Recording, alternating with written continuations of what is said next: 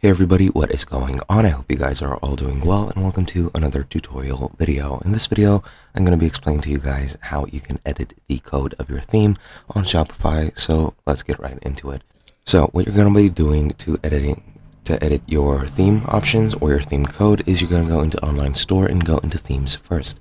Once you're here, then what you're going to do is right next to the theme that's currently selected or whichever theme you want to edit, you're going to go and click on these three dots and click edit code. Now, once you're here, you have a lot of options as you can see right over here.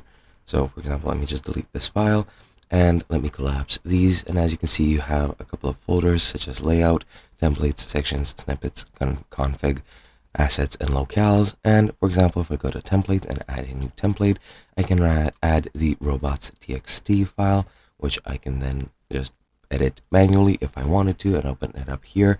Whichever file I wanted to, I could just double click it and it would open up over here. And yeah, you can edit any of these files' code if you so choose. And yeah, that's basically it. Hope you guys enjoyed, and I'll be seeing you guys in another video.